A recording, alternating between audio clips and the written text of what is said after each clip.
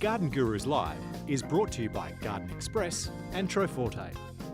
Garden Express are Australia's leading mail ordering service, offering a wide range of quality gardening products.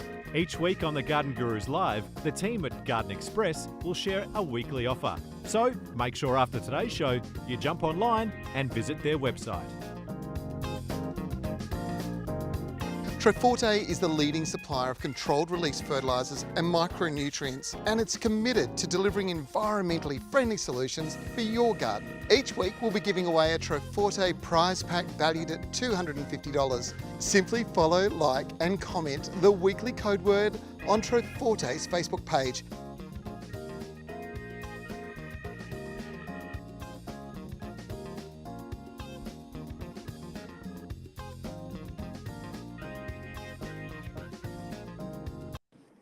Good morning. Hello. Welcome to the Garden Gurus Live. I'm Trevor Cochrane. It's great to have you with us.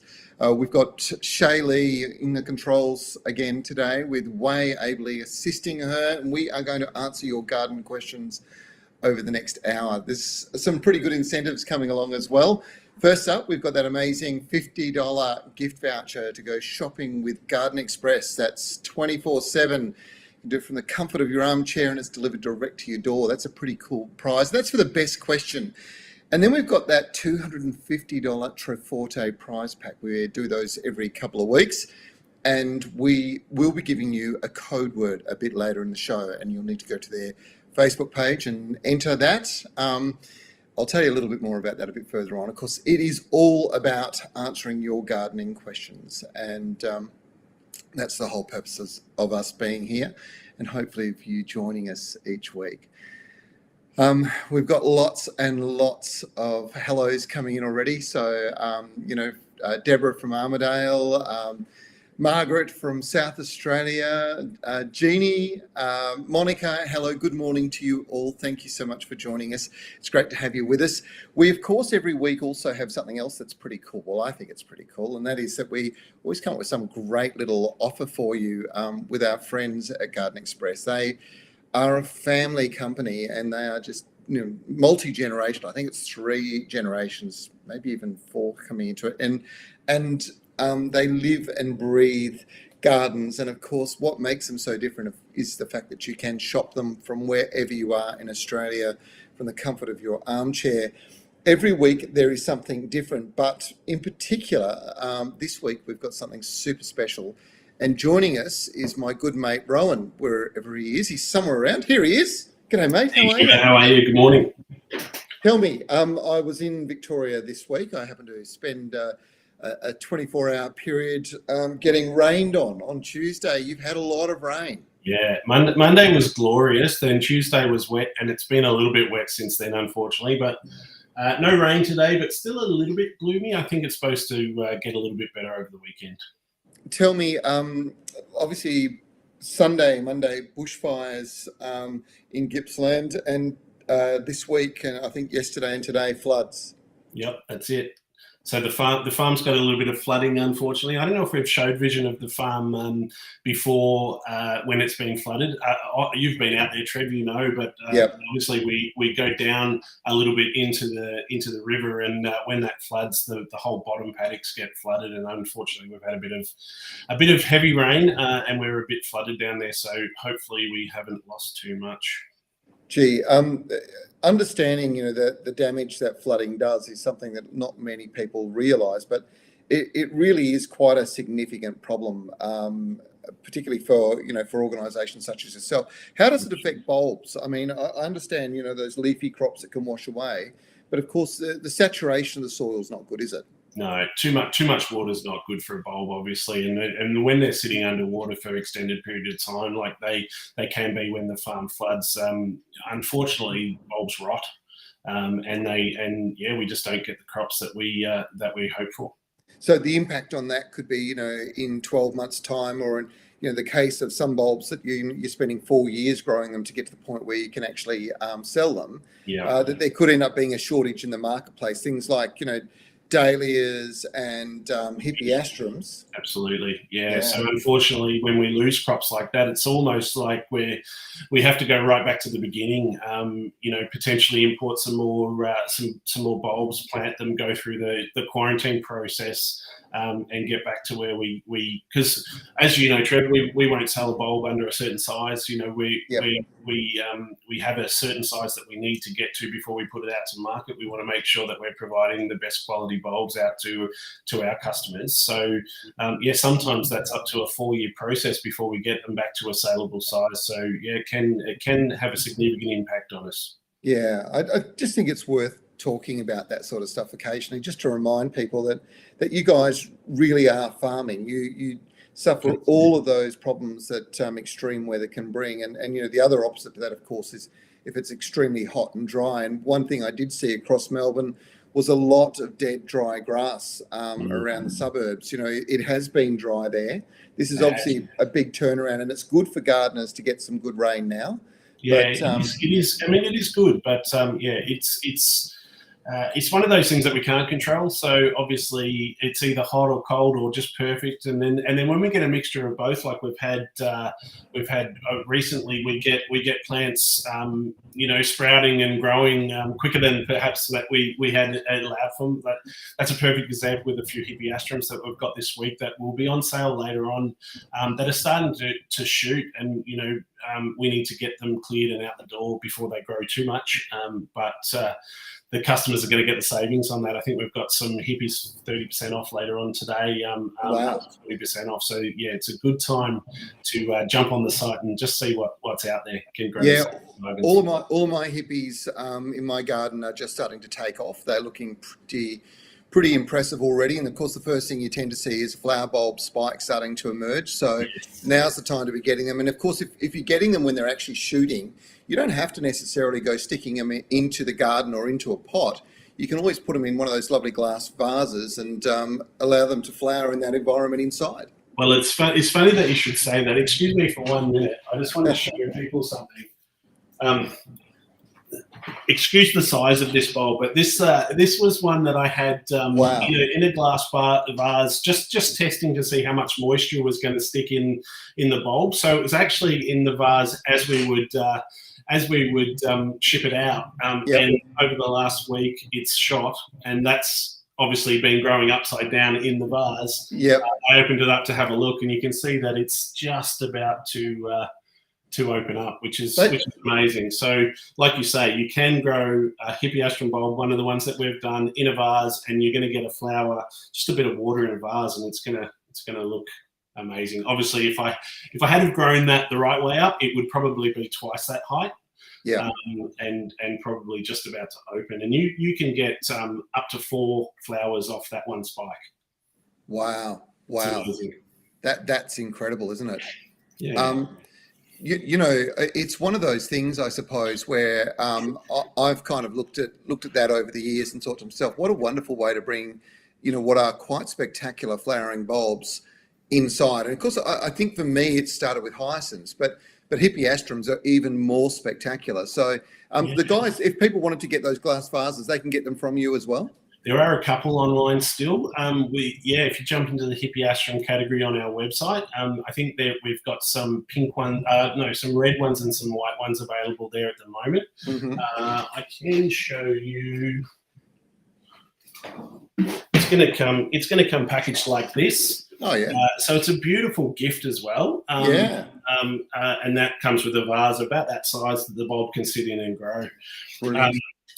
The other thing worth noting about the hippeastrums, if you put them in the freezer now to just sort of stunt their growth a little bit, you can have a beautiful flower on the kitchen table at Christmas time. So Now, you don't want them, just on that side of things, you don't want to freeze them as such. You want them to be chilled to about sort of 1 or 2 degrees ideally, and it just slows down the growth, doesn't it? Slows it down a little bit. We suggest popping it in your crisper, and that will just stunt it a little bit so that it flowers a little bit later than it perhaps would. Perfect for Christmas. Love it, mate. Now, listen, we're obviously talking hippeastrums briefly there, but hippeastrums, dahlias, summer flowering bulbs, The other one that's incredibly popular, and my mate Nev Passmore, he's got some beautiful examples of them, which I found out came from you guys. Yep. Princess lilies. They are. So Alströmerias, princess lilies are obviously the dwarf form of those. Yep. Some people might know them as Peruvian lilies or Peruvian lilies of lilies. the Incas. They originate from South America. Sorry. They're a tuberous perennial, as you can see there in the vision. Stunning little plants that we've got available at the moment. Beautiful, beautiful. So just to let people know about these things, so they do pretty well in a sort of semi-shaded sort of environment, exceptionally good in full sun. Correct. One of the things about this plant is it's almost indestructible. Apart from watching out for maybe some snails and slug kind of activity, they don't have too many pests. No. They're prolific flowerers, and of course, the older they get, the more stems they produce, the more flowers they produce. It's a pretty incredible plant, isn't it? What sort of colours are we sort of looking at here? Look, that's another really good point. They come in so many different colours now. We've got oranges, we've got deep pinks, we've got light pinks, yellows, whites, bicolours. Wow. And everything sort of in between. But also some of them come with a nice variegated foliage, as you can see there. You can see that they've started to really grow out with a bit of warm weather and a bit of obviously a bit of cooler weather. They've just sort of taken off. This is the perfect way to get them too, Rowan, is in nice little compact plants like that. You can see that there's multiple stems coming out of those, and in a very short period of time, if you grow them in a pot, they're going to be a beautiful little cluster in a pot. But if you grow them in a garden, within 12 months, Trev, like they really will. I know you had a little bit of trouble with the vision there, but if people watch the show tomorrow, they'll see just how much Nev's plants have come on in the last 12 months. Yeah. And these guys will flower this season. Wow. This one here is one of my favourites. It's a really, really beautiful white princess lily. And they'll have flowers, probably from whack them in a pot or in the ground, from the end of this month right through to the end of summer. And the flowers last incredibly a long time. So if you cut them and put them in a vase, you can get sort of 2 to 3 weeks out of them without any dramas at all. I think there's also a thing about this particular plant. With some plants, you do need to do a lot of work on the soil, etc. But they grow in pretty much every soil type. They'll grow in clay, they'll grow in loam, they'll definitely grow really well in sand. They love a free draining soil. And they're just one of those plants. They're also quite water-wise, so they do very well in sort of the Perth metro area and even in the north of WA, where it can get very hot, very dry, and yet they don't set back. They continue to do really well. They're really, really drought tolerant, and they will cope with the light frost as well. So very versatile. Yeah. I think it's a perfect plant. I don't know if you're aware, but it is actually National World Smile Day today, and this is a cheerful little plant. It's a perfect little plant. There you go. Yeah. There you go. So let's talk this through. What sort of deal can you do for us today for Garden Guru viewers? Okay, so if you were to buy an individual plant like this, you're going to be paying $12.80 individually. But what we've done is we've put together a collection of 3 plants. And we've got 4 different collections, various colours there, for a 25% saving. So regularly it would be $38.40. We've got them down to $28.80.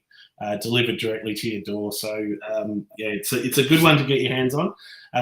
Give you an idea, there's 4 different collections. I was about to say, I can see there's 4 different collections. We've got oranges, pinks, whites. We've got whites, deep purples, reds, yellows, bicolours. So there's a good mix of colours amongst those 4 collections.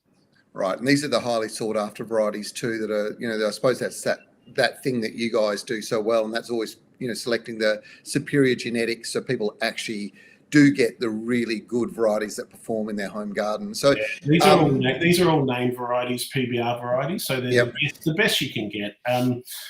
Worth noting that people that have grown Alströmerias before, they can grow up to 1 metre, a standard traditional Alströmeria. These are princess lilies, dwarf varieties. They'll grow to perhaps 40 centimetres, 30 to 40 centimetres high, and they will creep out over time. So you get a nice ground cover out of them if you put them in the ground, but fill out a pot really nicely. Now, here's a handy tip for you. I bet you didn't know this, Rowan, and this is for all of our viewers, but this is one of those rare plants where when you go and cut those flowers, 40 centimetres is perfect for a vase. When you go and cut them, you don't cut them at the base with secateurs. You actually reach down to the base and you pull them out. And by doing that, it encourages them to bush up and throw up 4 or 5 new shoots from that one original one. Whereas if you cut them, they won't do that. So it's a really interesting little fact about Alstroemerias that if you actually pull the stems out, which you can do quite easy, and they'll break off basically at root level, you'll end up encouraging them to get bushier and thicker. So bit of an unusual thing. That's not normally the way we would see things work. So there you go. I wasn't aware of that. Great tip. Great tip. Well, mate, that is a great deal. Of course, there's a lot going on with you guys at the moment. We're in obviously the peak of spring. There's a lot of different plants on your website, and yes. This is the easiest way to garden, I think, from the point of view go garden shopping, and that is to jump online to gardenexpress.com.au. You can shop 24 hours a day, 7 days a week from the comfort of your armchair, and best of all, you guys, you deliver it direct to your door. Yes, we do. That's exactly what we do. That's what it's all about. And I think because we do it the way that we do it, we can also offer some varieties that perhaps you wouldn't get down at the local garden centre. So it's definitely worth jumping on and having a look. Like you say, gardenexpress.com.au. There's so much to see this time of year. Plants, bulbs, tubers, the whole lot. Everything's there. So jump on.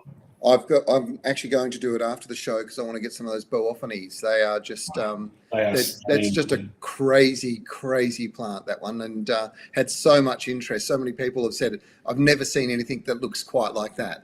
It's incredible. That the foliage off those, and the flowers are stunning too. Amazing plant. All right. Well, listen, mate, we better get on to it because there are a lot of questions flowing through. Yes, sounds good. And if I don't do it now, we're going to run out of time. So I better get on to it, and we'll make sure that we get onto these questions. Of course, the best question today, we'll get a $50 gift card from you guys as well to go shopping on your website. Rowan, thank you so much for joining us. It's always a pleasure, mate. Look forward to catching up again soon. We'll see you next week. All right. Now, listen, folks, you are throwing so many questions at us. We have to do our absolute best to belt through these. So I'll try and be as quick as I possibly can answering them. If there's anything that you are not sure about when I answer, don't hesitate to come back. And would you all do me a favour? Would you mind popping in what the temperature is in your local area at the moment? So are you getting a nice sunny day? Are you still getting rain if you're in Victoria? I know some people in central Victoria have had great weather. It's crazy. Tell us about your weather. Okay. First up, Clinton Stigger, you're in Ararat in Victoria, speaking of Ararat, and you sent us a photograph. I've got a staghorn fern and have been told that it's worth heaps. If I send a pic, can you tell me the estimate of its worth? Yep. Oh, that is a huge one. And that is a stag. So, there's two types. That is an elk. There's two types. There's the stag that's got the huge, big, like a moose stag kind of sheath that comes out. And then there's the elk. And the elk's smaller, like elk's horns would be. And that's how they get their name. They're all from the same family. They all grow in the same environment. That is huge. That could be worth north of $1,500 easily if that's going, for the right person, for the right job. It's a lot of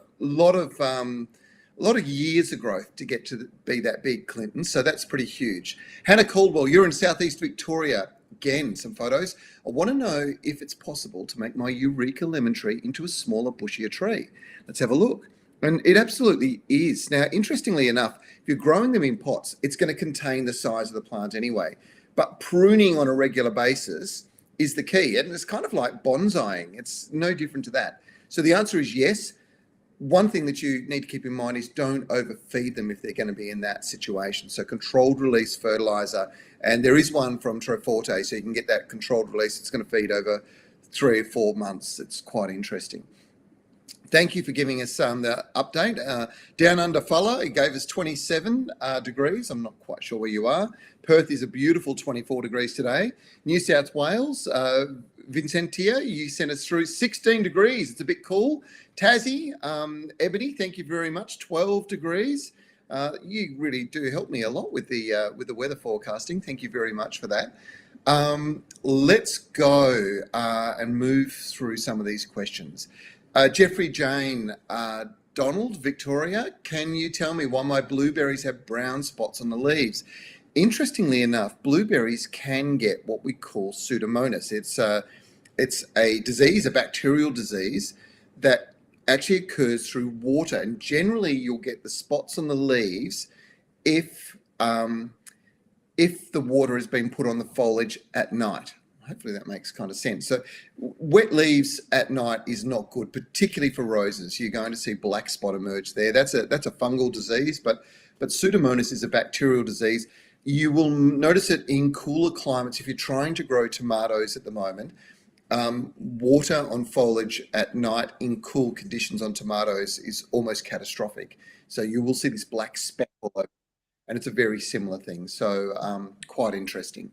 All right, let's keep rolling along. Caitlin Kruger, you're in Perth. Hello, Caitlin. I have a question about creating a lawn. I moved into a rental with basically a sand patch in the back, followed the Bunnings advice, laid some soil, seed, and soil again on top. Grass is growing, but it's really patchy. Do I need to repeat the process? How do I get a nice full lawn for summer? Look, growing from seed is quite challenging, to be quite honest. A lot of the seed varieties are not necessarily ideal for the Perth metro area. In saying that, I've certainly got some seed lawn at home, and it can be patchy. So over-sowing another round is a good idea, but do this a little bit differently to what Bunnings told you. Now that you've got some growing, go through the patches, wet that area down first, and then sow the seed over the top, the same seed that you used before, and let it sort of stick to the surface of the soil. Give it one more water, and then it'll start to germinate within a few days. The trick with it is as we move through, so we've got I think a 33-degree day plan or expected here in Perth. Those lawns, those little seedling lawns, really struggle once we cross 30 degrees. So you need to be probably feeding, I'm going to say to you, twice a day, watering, and then just making sure that the soil never dries out for the first 3 to 4 weeks of that seed germinating and establishing. And that will really help. Dorina Grant, you're in Mundella in South Australia. You've sent me some photos. Okay, let's have a look here. We look like we've got some deciduous trees. We've planted 6 ornamental capital pears, transplanted 2 months ago, followed strict instructions with hole depth, widths, sea sole, and keeping moisture up, and pruned 1/3 off them. Okay, yeah, I'm having a look. The buds were unfortunately there when I got them from a demo redevelopment site. Okay, but told they would still be okay. The buds have not changed in size, colour the whole time in all 6. However, one did sprout some leaves right on the top 2 weeks ago. So excited, but now I'm a little worried that they might not make it now the seasons are changing. They're in the ground with loam, composty soil. They're fairly exposed. It's been like waiting for an overdue baby to arrive. Every morning out there praying. Dorina, I have some good news for you. I think they're going to be fine. I can see that little bud burst there. I can see the buds swollen. Yes, the damage to the roots will probably slow their metabolism down, if it's the best way to describe it.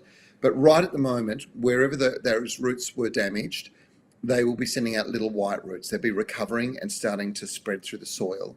And whilst they're doing that, they're not going to put all the energy into putting foliage out. Pears are typically a lot later for bud burst than probably most other deciduous trees. So typically your apricots and your almonds are the very first, and then it's pears after that. So pears, apples, your pommy fruit are the later ones.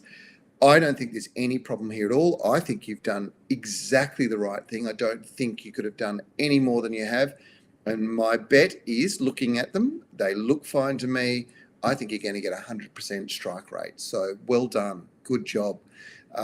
Really cool. Now, we're really building up numbers. There's lots of questions coming through. Deborah Martino, I've got a Showtime begonia. Not having any success. The stem is very weak and keeps falling over and breaking off. The leaves are turning brown and shriveling up. Any help, please? Typically, leaves turning brown and shriveling up is actually too much water. Showtime begonias are a little more, I would say, a little more sensitive to weather. So they can be a little bit sensitive to weather extremes, but they shouldn't be performing like that. You need to get them out of any kind of exposed spot. They do love a bright position. In fact, they'll get stringy, long growth, which will be very brittle and break if you don't have very, very good light. Now, I'm not suggesting you move them into full sun. I'm just suggesting you maybe grow them in a pot, have them near a window, but give them a lot of light. Keep the moisture up to them, but don't sit them in water. That's the trick with begonias. Otherwise, they will get root rots, and that will also set them back. And weirdly enough, with begonias, when they sit in too much water, the first thing you'll actually see is a browning of the foliage. The leaves will literally burn off around the outside edges and deteriorate. So, and they tend to be a little bit floppy as well. So I think there's too much water. That's my gut call on that. But look at the position you're in, move it, try it in a new location. You'll probably find that'll solve the problem. Sue Hall, you're in Queensland. Hello, we've got a beautiful zoysia lawn. Now, I love zoysia grass. I think it's one of the nicest lawns out there. It's not the easiest because it takes a while to establish, but once it's established, if you can keep other grasses out of it and keep it nice and pure, absolutely gorgeous. Now, your thing is, it's now seeding, wondering whether to leave it to seed or should we give it a mow. Friends, neighbours and strangers love our zoysia lawn as much as we do. And you should be mowing it. It's natural for it to want to go to seed this time of the year. It's not going to change anything really, except for it suggests that you're letting it get a little bit on the long side anyway. So I'd increase my frequency of mowing at the moment, and I would be probably soon after having mowed it, I'd be applying some Ferto Lawn, that slow release lawn food that's got the microbes in. It's really good for the soil, for the roots, and for the health of the lawn. As we move into summer, it helps it become far more resilient. Hopefully that helps out there. Margaret Best. Hello, Margaret. You're in Upper York Peninsula in South Australia. Hello. It's 18 degrees. Sounds lovely. Plants are just starting to grow once they sort of get into that position. Now, your comment is, I see the words once established on a lot of plants in relation to them being drought tolerant. How do you know when something is established in order to ease off on the watering? It's a really good question, Margaret. Now, here's the thing.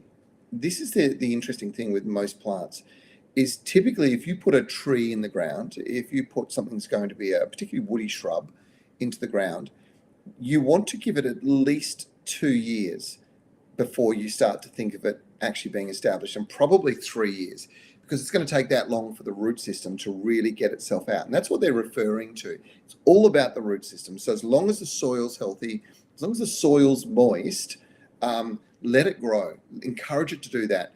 Don't give it too much nitrogen. So low nitrogen fertilizers. Remember, when you're looking at your fertilizers, when you're going to the garden center, have a look at what the NPK is.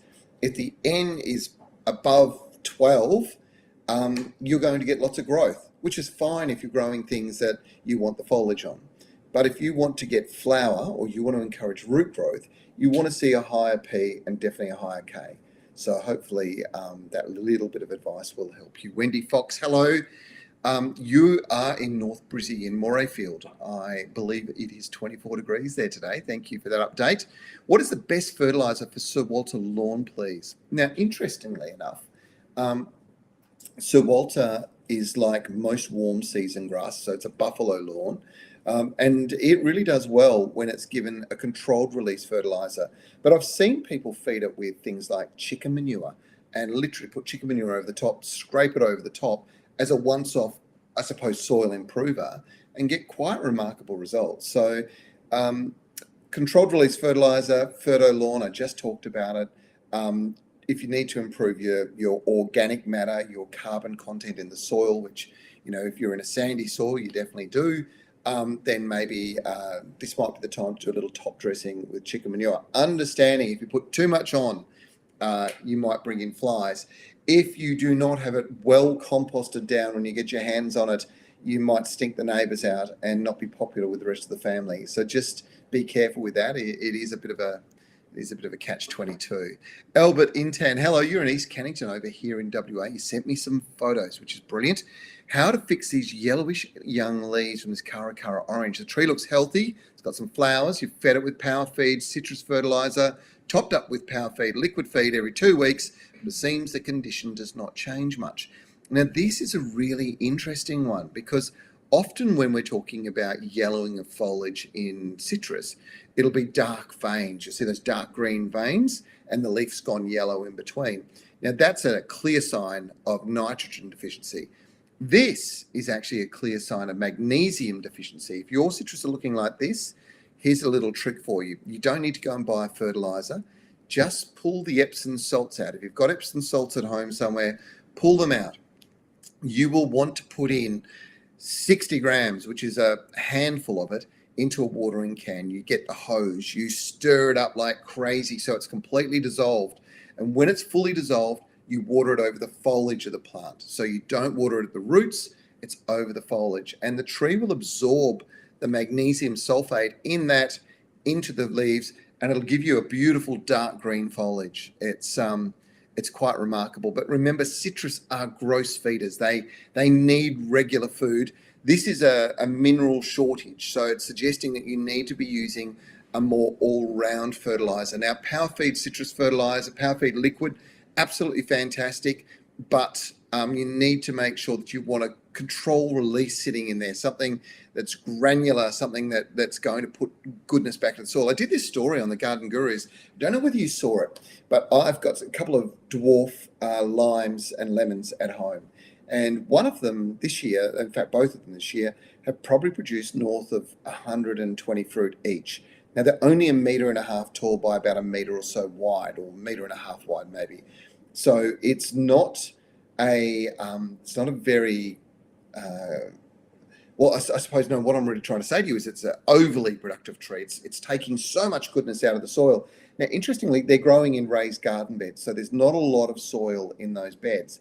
And for all of that fruit to be produced, there's a lot of nutrients going into that. That nutrient is coming out of the soil. That carbon is coming out of the soil to make that fruit. Sure, a lot of the fruit, maybe 70%, 80% of it is moisture, but there's all this nutrient.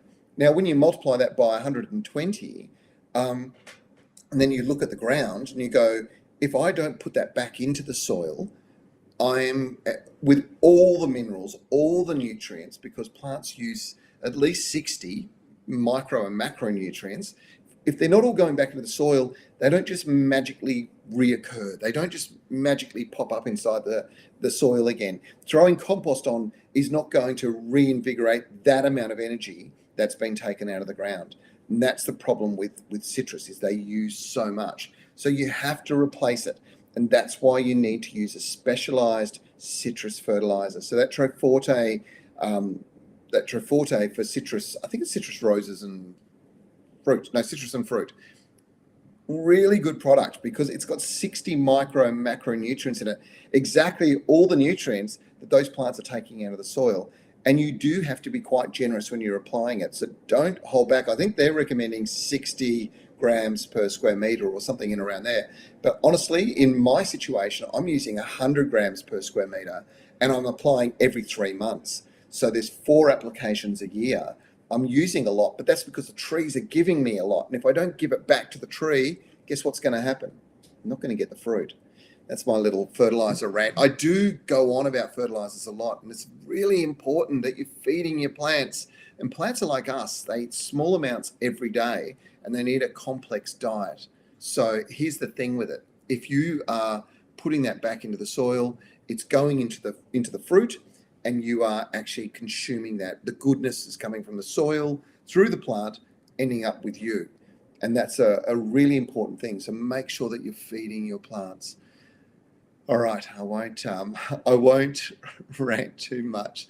Now listen, Judy Lax, you're in Queensland. Hello. My roses have a lacy look to the leaves. What are they missing? Now I wonder what you mean by a lacy look. That's interesting. I'd love to see a photograph, Judy. Not really quite sure what you mean by a lacy look, unless you mean that they've somehow or other left, had the surface of the foliage scarified and you're only seeing the frame of the structure of the foliage, send us a photo. It would be great if you could do that. That will help, and I'll give you the right advice. Keng Liao, hello. How are you, mate? Oh dear, this is pretty scary.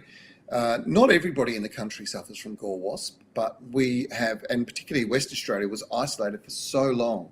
And now, unfortunately, citrus gall wasp has appeared here. And you were horrified to find numerous small citrus gall wasps on my potted lime tree a few days ago for the very first time. They're now in Waterford, which is a suburb of Perth. What can I do to protect future attack? I've pruned all the affected branches, virtually cooked them in the microwave oven for a minute before disposing of them in the bin. You certainly don't muck around, King. Hey, listen, I think you've done the right thing, and pruning off anything that's been stung, that foliage is good, or that wood is good. There are some traps that are available, and they're kind of like a yellow tube. You hang them from the tree, and the wasp will go to that. They go through the framework and they stick to that, and they'll get stuck every time before they'll sting your foliage, the stems of your plants. So I hope that helps, mate. But you're just going to have to be vigilant. It's one of the challenges that we all have.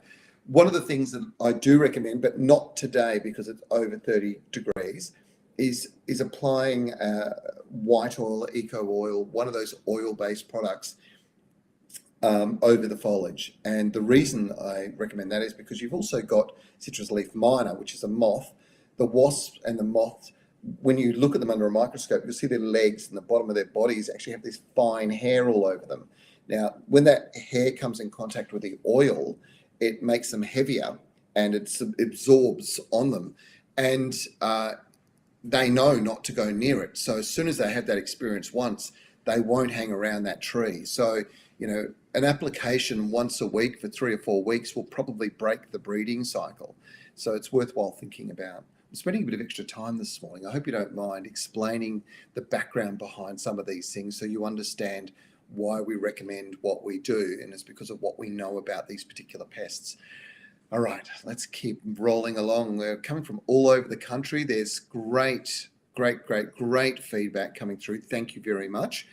Rebecca Joyce, you're in a rural property in Perth, want to use slow release fertilizers around our plants, but I'm worried that my free ranging chickens may get them. Are they safe to use where chickens have access to them, or is it best to avoid? Now, interestingly enough, the chickens are only going to scratch them into the soil. They won't eat the fertilizer. It doesn't taste very nice. It's a little bit sulfurish. So even if they were to consume one prill, they're just going to spit it out basically. And if they were to ingest it, it's not going to hurt them. And of course, whilst your chickens are cultivating that into the soil, they're also feeding the soil as well. So there's a lot of things going on at the moment in that space. And one of them is let your chickens get out because they're going to do a little bit of weeding for you, which is really important. Leaf Verrill, hello Lee. Hi, are million bells fast growing? They're very fast growing in warm conditions, Lee. I'm not sure where you are from, but I should tell you that they can spread, very, very quickly, or cascade down out of a hanging basket very, very quickly if you're feeding them on a regular basis. There's a bit of a theme to today's show, isn't there? A bit of feeding. George Abbott is a great friend of ours and has been for many, many years. In fact, I reckon well over a decade, George. And I know he's a huge garden lover. I absolutely know it firsthand. Got a good question today. Now, this is a bit of a beauty, George. I have a couple of happy plants that are about 8 feet tall. Can I take the tops off them? Now, you know the happy plant, it's Dracaena massiangiana is its correct name, or sometimes you see it as Dracaena fragrans, same plant. Grows up, it's got these beautiful strap leaf foliage, sometimes it's variegated, sometimes it's green. Absolutely fantastic, and is often considered to be, by the Chinese, a very lucky plant that brings prosperity to your house. So having them is a good idea, George, but when they get to 8 feet tall, they probably need to be cut back. And the good thing is, if you were to cut them back in half now, all that's going to happen is they're going to throw out about 4 or 5 shoots from that stem that you've cut back.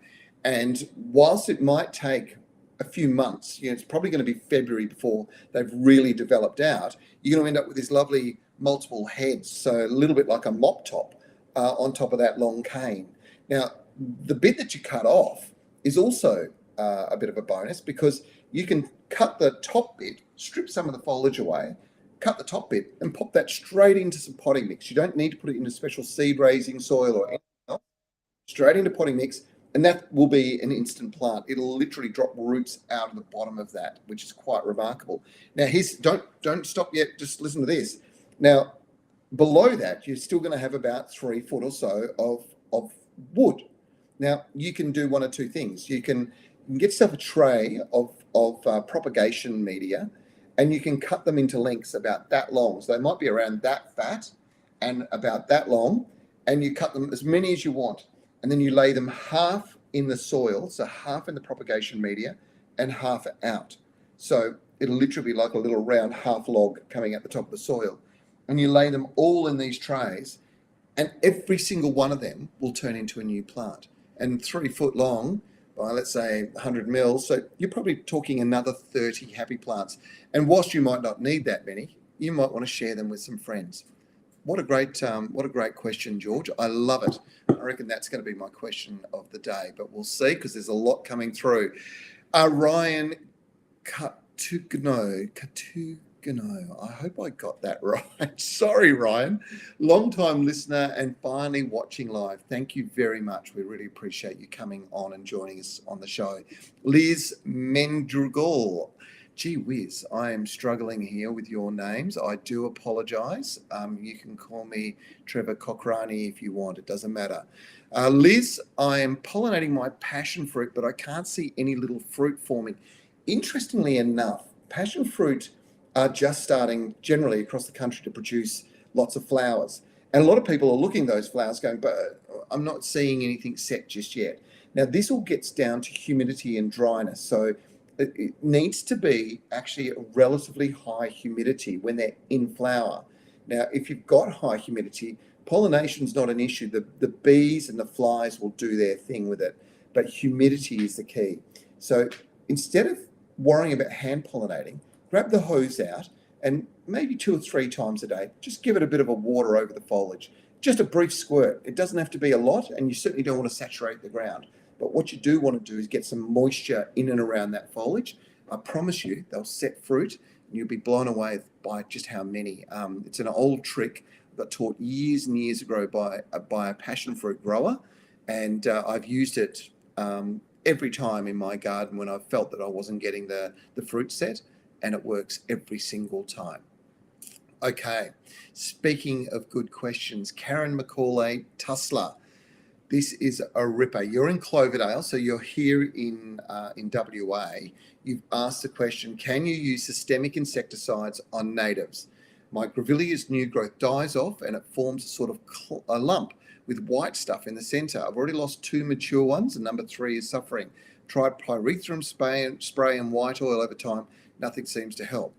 I did want to add a picture, but I can't for some reason. I'm in Cloverdale. That's okay. We might put a little thing on our Facebook page, a little post about how you upload pictures, just to make life a little bit easier, because I do see that sometimes. So I've given Shaylee the look, so she's probably going to organise that pretty quickly, I would think.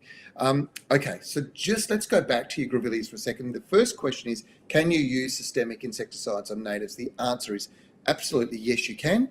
And is this going to assist you? Well, it does depend on what the insect is, but in this case, it does appear like it's a sucking insect. Now, systemic insecticides work just as systemic herbicides work by being absorbed through the foliage and then being translocated around the plant in the sap. And when these sap suckers pop their little proboscis into the actual sap supply and start drawing it through, of course, they're poisoned. And that's why it's a very effective way to control those kinds of pests. And it doesn't matter whether it's natives or whether it's exotics, all plants, when they're being attacked badly by a sucking insect, it is a quick way to get control. So give it a go. I would do that. Vivian Smith, you are in Melbourne. Hello. It was very, very wet on Tuesday. I don't think I've ever filmed anywhere where it was as wet as it was up at Anthony Tesla International. I did the nursery trade day for a story for the Garden Gurus. Then we went up and Simon Holloway, who's one of our new presenters in the team, he he joined me up there, and he was doing a story about this amazing ride-on mower, but it's a small one. It's ideal for sort of larger semi-rural blocks, I suppose, and for narrow spaces because you can get it down the side of the house. Anyway, we were doing this story. He got drenched because the whole story was outside, and we had literally 8 minutes of dry weather that day. You guys have had so much rain. I think I read somewhere in Gippsland that there was over 200 millimeters in 24 hours in one area. It's crazy. So let's go to your question. Sorry, I got distracted. What is the best way to spray white moss? So that'd be the white cabbage moth that's eating my cabbages, radishes, various leaves, etc., to stop them. I've used white moth spray, but they were back the next day. Any help would be appreciated. I was looking in our garden this week as well. My cauliflower, my broccoli, my Romanesco, all of them are being smashed at the moment by a white cabbage moth. In fact, some leaves had 3 to 5 grubs on them working their way through. If I didn't act really quickly, by the end of, and this is no joke, by the end of the week, there would have been very little foliage left. What I use something called Success. Now, it's I think it's these days it's called Success Ultra. It's from Yates, and it is an incredibly effective control of all grubs. So by spraying over the foliage, it's not a poison, which you need to be aware of as such. It is more, it's a bactericide. So it's got a bacteria that gets in and it stops them digesting food, which means that they're not hungry, they don't eat, and eventually they'll fall off and die. But it stops the damage fast. So Success, it's the one that I always go to in my garden. You can use Dipel. It's certainly another bacterial-based caterpillar controller, and it's very, very good for them. So either way, another friend of mine was telling me that they were getting smashed with their mint. The same thing again, caterpillars doing a lot of damage. That's the recommendation I gave them, and within a week, all caterpillars gone. So you will need to spray because the cycle tends to be a sort of 14-day cycle. So you'll see new grubs appear in about 14 days' time. Do another hit, and you'll pretty much break the breeding cycle after that. Hopefully that helps. Okay, Tasneem, Ali, hello. Our dog gets into the potted plants when we top up with or fertilize them. Is there a safe deterrent for our canine friends?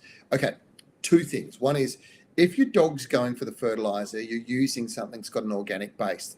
Dogs' noses are super sensitive, and they love things like blood and bone, which is a bit of a basic ingredient to a lot of fertilizers. So they think that it's food. So they're going to get in and they're going to push them over. They're going to dig up the soil. They're going to have terrible breath because they are going to try eating it, and it can be quite problematic.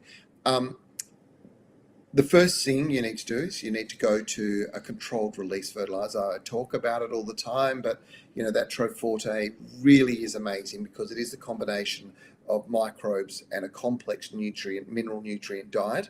When you put the two together, you're feeding the soil, and by feeding the soil, you're making that healthy, and then the plant in a healthy environment is 10 times healthier than it could ever be any other way. So that's the first thing, change your fertilizer. Second thing, if you found that the dog, just out of determination, kept going back to that soil and kept digging it over or kept knocking the pots over, citrus, I'll tell you this, that they don't like citrus as a general comment. They don't like the sourness of lemons. So you can get lemons or limes and crush it up, the juice, and just spray it over with a little hand watering can.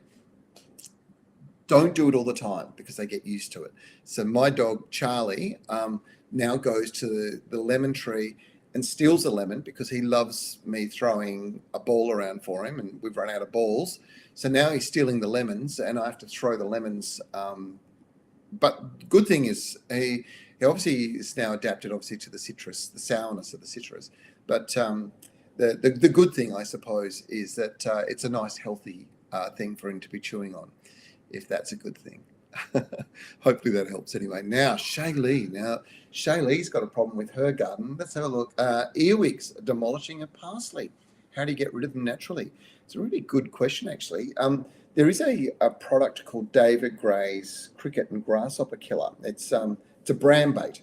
So you can create bran bait yourself at home. So you can get bran, and once upon a time, I think they still do use it as an active ingredient, was carbaryl. So as an insecticide, you mix that up like you would in a watering can, mix it up, pour it over the bran, let the bran dry, and then you spread the bran around the areas where and this will go for a whole bunch of different insects, where earwigs, slaters, any of those kinds of pests that cause that sort of problem. Grasshoppers and crickets, obviously, are the other ones.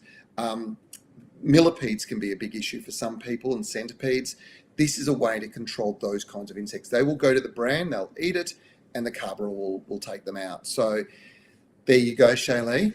Simple solution. You can do it yourself, or you can buy it from a good garden centre. I think David Gray's products are found nationally and generally in independent garden centres, but you could just jump online, Google them, and have a bit of a look. That might help too. Joe Dunstan, hello. Morning. My double grafted cherry, which is potted, showing signs of shot hole on the more advanced new leaves. No, I didn't treat it in winter. Wasn't aware of the problem, whereas I am now. Okay, so there's a few different types. I suspect, because it's new growth, that the shot hole is probably more like shot hole caused from an insect pest, not a pest that is a bacterial infection. So my recommendation, you really can't treat it with a copper-based spray now for that problem when it comes to a bacteria or fungal problem, but you can control the insect pest, and I suspect that's what you've got. So my recommendation is that you would use a spray, and there's a number of them now that have got multiple active ingredients. There is one that you could use, and it'll give you the benefit of both worlds, but it's listed as for roses. So I'm going to tell you that it will do the same job that it does on roses, and that's the Yates Rose Spray. It's a little handheld RTU that you will find in your local Bunnings store. It has a fungicide in it, it has a insecticide in it, and it could be the all-round treatment that you just need. I'm not meant to recommend things that are not necessarily listed, but I do know that that will be effective. Francis Ratey, hello Francis, how you going? You're in Shepparton, Victoria, I know that. Great supporter of ours, and thank you for that support. My question, and it might be a repeated question, where can I get a good potting mix? A lot of the good brands are contaminated with mildew, which is no good to you.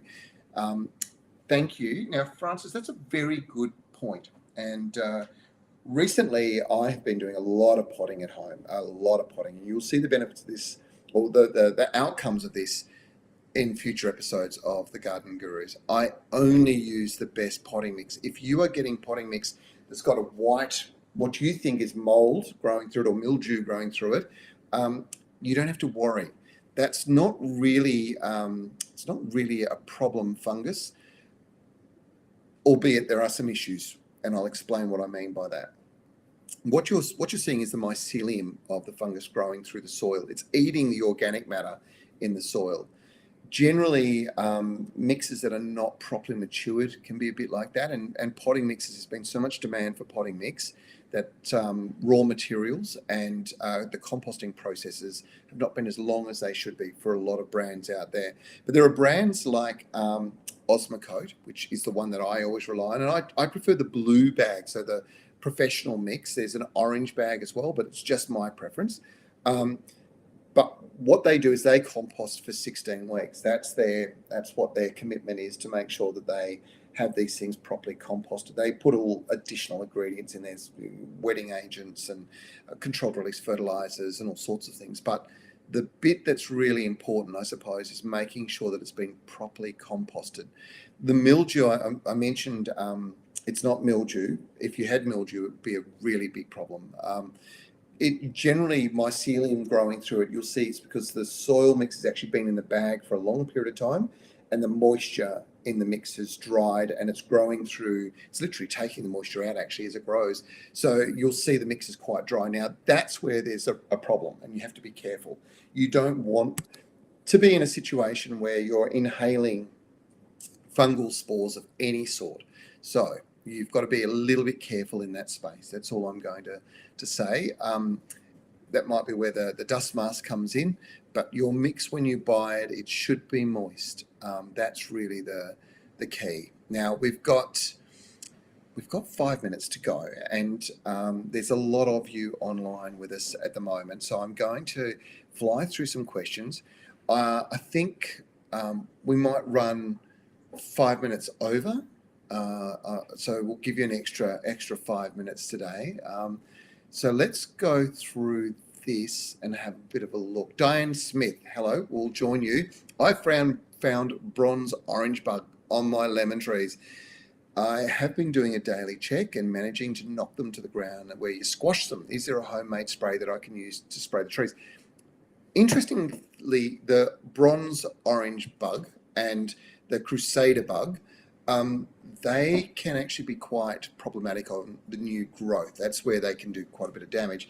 But they hate garlic. They really hate garlic. And when it comes to making your own mix, crushing fresh garlic, crushing it, putting it into, literally putting it into a jar overnight with olive oil or canola oil in there, and shaking it, making sure that oil absorbs all of that garlic flavour, and making sure that the garlic is really crushed right down so that you're really getting all the goodness out of it, is really important. The next day, give it 24 hours. The next day, take that oil, mix it into a sprayer, and then spray it over the foliage of your citrus.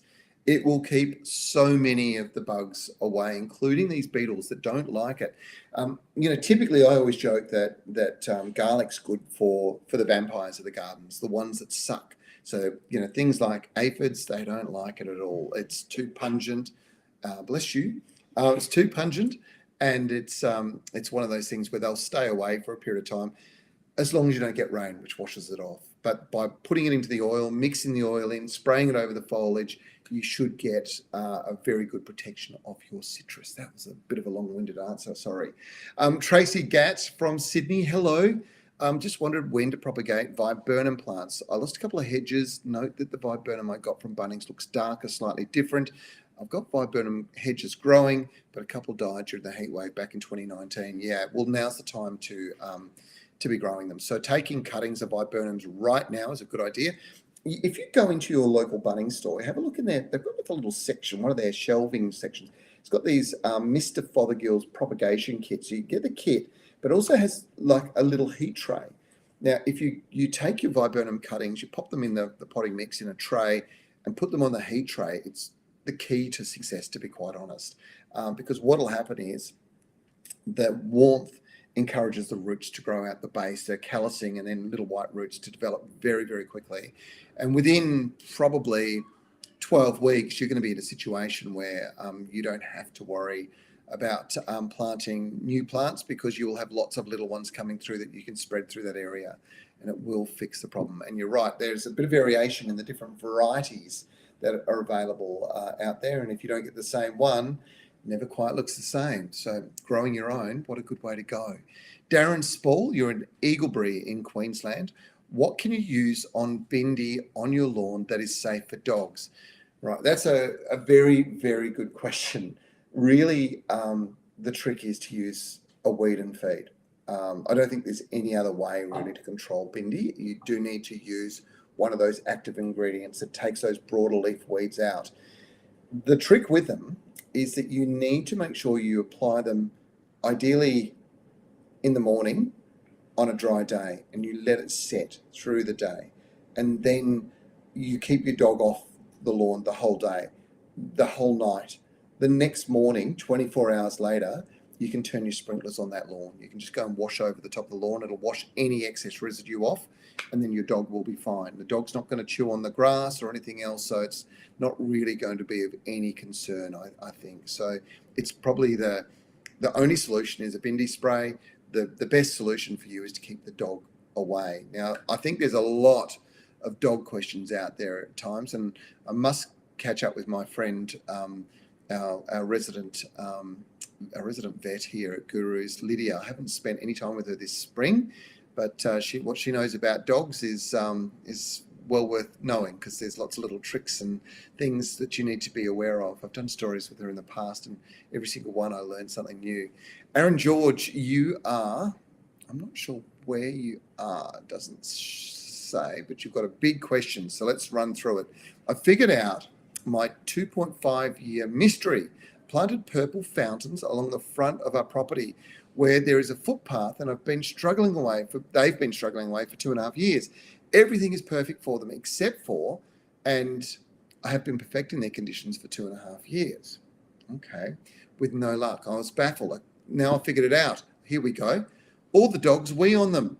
I Googled and rang the local shop who confirmed it. I'm going to make a plastic clear wall to shield them. Apparently, once they grow bigger and have established root system, they should survive the dog wee. Now, dog wee is very, very high in nitrogen, in ammonia, and it will burn these plants. And if there's a build-up of it in the soil, it will really be quite a significant problem for the plants, and they won't get established. Trying to create a barrier to stop that getting in, good idea, won't hurt at all. The other thing that might be a bit of a deterrent, mix up white pepper in water, spray that along the edge of the footpath where you don't want the dogs going to, and because dogs have extra sensitive noses, they'll sniff it and then they'll go and they won't hang around that spot. They'll sneeze and move away. So hopefully that helps as a little deterrent suggestion. Margaret at Port Broughton in South Australia. Question about watering this summer. It looks like being a particularly scorching one. It does. How often should I be watering generally? Is there a difference between about the amount given to natives, succulents, and other plants like roses? Tend to pile on the water in summer, which I doubt is the right thing to do. Margaret, you are absolutely correct. Too much water is actually a significant problem in many different ways. It can spread disease. It can flush all the nutrients away from the roots.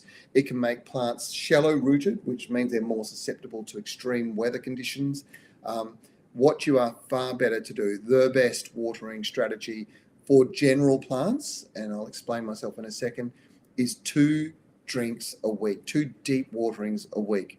Let's say Monday and Friday or something like that, but give them just a really deep water, and that will encourage the roots to grow deep. Now, when the roots are deep, that the plant's not exposed to extreme conditions, and they're following water down where it is deeper and available, so it's pretty good. So that's the first thing. Natives, if you have natives, now natives is a really interesting bit of terminology, and it's a bit of a mistake of the nursery and garden industry at retail level. They shouldn't call them natives, because natives could mean tree ferns from Tasmania, foxtail palms from northern Queensland, or West Australian wildflowers from the Midwest or West Australia. And they all come from radically different conditions. So you treat them differently. I would be referring to, if you're talking natives, endemic species to your local area. If they are endemic species, they don't need any water at all. If you're in South Australia, let's say if you're getting some of those beautiful big flowered subtropical grevilleas that come from northern New South Wales, they have to be watered during summer. So watering them that way is important. So a little bit of terminology. Succulents probably only need water once a week during really hot, dry conditions. No more than that. And then the rest of the year, I wouldn't water them at all. They can take water as they need it. And plants like roses, yes, they do need water. Annuals, they do need water. Vegetables, regular watering is actually more important with veggies. So different plants, different watering patterns. One of the things with designing a garden is by putting the plants in by their water consumption needs, you can build your irrigation system around that. So, if your irrigation's, around succulents, you might only turn it on once every 2 weeks. If it's around roses, you might turn it on once every 3 days and water for a long period of time for deep growth. If it's vegetables or annual flowers, you might actually want to run it once every day. It just depends on the type of plant. Hopefully that helps. Robin Patton, hello. I have an abundance of huge snails with that couple of days of rain in Central. We had 42 millimetres on Tuesday. That's incredible, Robin. Now, probably the window of opportunity is there for you to go and hand pick those snails up and move them. So you can collect them, pop them into a bucket, fill the bucket up. I know it's probably not necessarily the right thing to say, but my ducks love snails. So throwing the snails to ducks or to chickens often is a food source for them, something to consider anyway. Ryan cut ugno. I hope I got it right, Ryan. Gee, I'm mashing things today, aren't I? Please excuse me. When you grow avocados from seed, will they produce fruit, or is it a waste of time? So I love to grow them from seed. Ryan, it's a fantastic thing to do. Typically, it'll take around 7 years for a seedling fruit tree to start producing fruit. And it may not be fruit that's true to the original parent. So you might have a particular variety. Let's say you had an alligator pear avocado, and when it actually comes out, it ends up being a big round thing because the cross-pollination, different parents, the fruit forms, the seed produces something different. It's kind of how it sort of works. So you could get variation. You could end up with the best avocado ever because you don't know. That's the magic of growing things from seed and from variation. But the answer is yes, you can. Yes, it takes longer for them to produce fruit, but once they've started producing, they'll be fine. Glenn Miller is a great friend of ours. Hello, Glenn. You're up in the Gold Coast.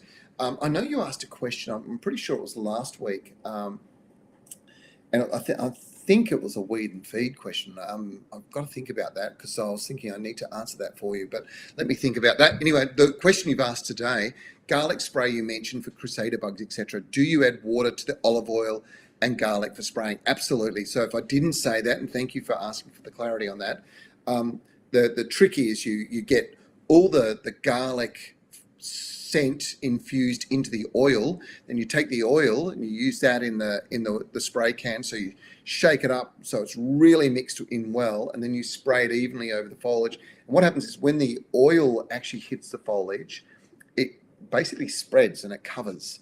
And of course, it's got that strong garlic spray. It is an oil. They don't like walking on oil for a start. You only bother spraying over the new foliage, so where the new foliage is coming in, but it is incredibly effective, and it does get them moving on pretty quickly, albeit so do birds. So, encouraging a lot of birds into your garden is another way to go. And you don't need to do that with food, but certainly putting out, right now, this time of the year, putting out bird bars, putting some water into those, letting them come and have a little bit of a play in that water, and definitely having a drink. You're bringing in lots of different bird species, and of course a lot of birds are fantastic for picking off these bugs as well. So there's another alternative. The more we talk about these things, the more ideas I might be able to share with you. Annie Micheladius, oh dear, I'm having a bad day, Annie, sorry. You're in Perth. I have a problem with locusts. So big you can put a saddle on it. Now that is a pretty decent sized locust. They absolutely eat away my plants, particularly hibiscus trees. I make my own oils and prefer a natural deterrent. However, these beasts I'm dosing with surface spray out of desperation. What's the best thing you can suggest? Maybe systemic spray. Systemic sprays can be effective. I just mentioned earlier on, I don't know whether you heard it, Annie, but this is one of the best ways to control this particular problem, and that is to use a brown bait. And when it comes to them getting onto foliage, one way to treat that brown bait, a lot of brown baits are put on the ground, but when it comes to taking care of something like a locust, they're in the foliage, and you need to get that brown bait into the tree. Now, you could elevate it by putting a pot up there and hanging it up there with the brown bait in, and they probably will go to that. But a simple thing to do is to take your brown bait, to wet the tree's foliage down, and then to throw the brown baits into the tree. The brown will stick to the foliage. Now, it's going to look a little bit funny for a few days, but every time a locust eats a little bit of that brown bait, you will take them out. And very quickly, you'll pull the population right back down to a manageable level. I did mention before birds will eat locusts, but of course, if there's a lot of them, it's very hard to control, and you want to get control before they explode into uncontrolled populations and start moving through the neighbourhood. So brown bait, David Gray's, keep your eye out for that. Hopefully that helps. All right, Jeanette Gilchrist. Now, remember, please tell us where you're from, guys. It's really important because totally different environments. If you were in Queensland and you're asking me about custard apples and longan trees versus WA, I'm going to give you a very different answer on how you treat them, how you trigger them into flower, etc., etc. Jeanette's question is actually quite a simple one. It's not too hard. When is the best time to feed my custard apple and longan trees, and what should I feed them with? Controlled release fertilizer is really good, but to be quite honest, right now, giving them a dose of something like Dynamic Lifter is not a bad idea. Now, Dynamic Lifter is evolving. It's becoming a little bit different, but the traditional dynamic lifter is actually pretty darn good. I'm a big fan of it, and I think that my suggestion would be that you use a feed of that now, and then a control release fertilizer immediately after that. And we're going to take one more question, and then we're going to tell you who the winner is of the best question of the day. And there's been some fantastic ones. Thanks for yours, Jeanette. That was absolutely brilliant. The one more question, our last one for the day, Robin Patton. It is a very good question. Will this bran bait kill the bird life, Trevor? Is carbaryl poisonous? Carbaryl is extremely poisonous. It's one of the most toxic poisons you can use. So you do not want to be using this randomly. You want to be very specific. It's not something you should use near chickens. It's not something you should use near ducks.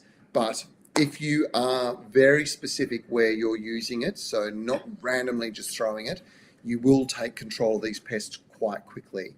So please be careful. It's such a good question. Thank you so much. There are so many good questions today, and we've got to pick a winner. It's always so hard.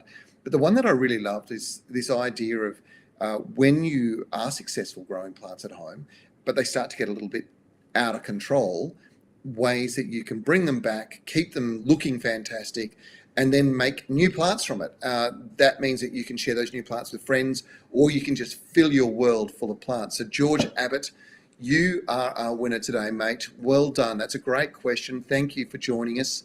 I really appreciate it. You are going to get a $50 gift voucher. Shaylee is going to send it off to you, and you will be able to shop from the comfort of your armchair at gardenexpress.com.au, and there's all sorts of goodies to get your hands on, including those princess lilies we talked about today.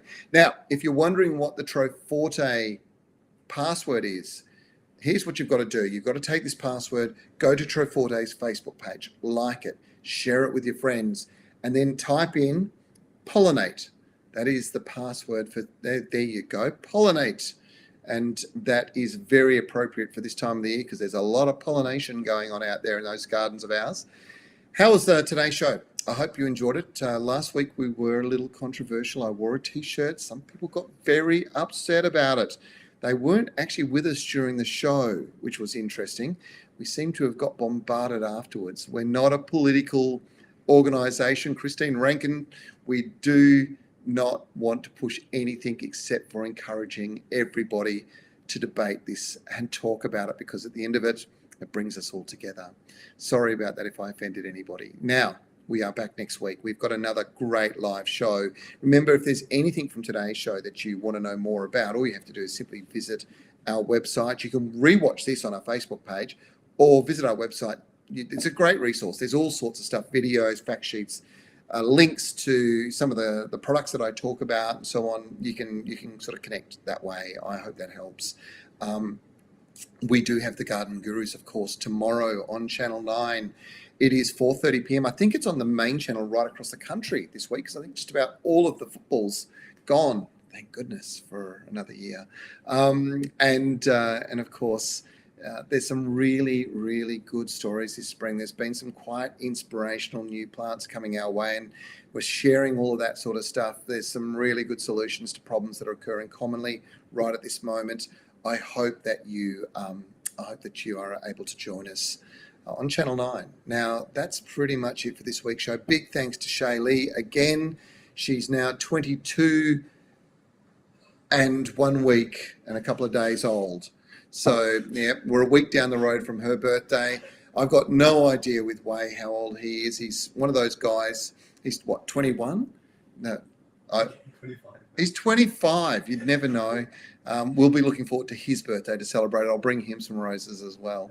Sorry, we have a lot of fun here as we're going along. So thanks very much for joining us. Thanks to the guys. Great team here at the Garden Gurus. We love doing what we do, and we're really looking forward to seeing you next week for the Garden Gurus Live and on Channel 9 tomorrow for the Garden Gurus.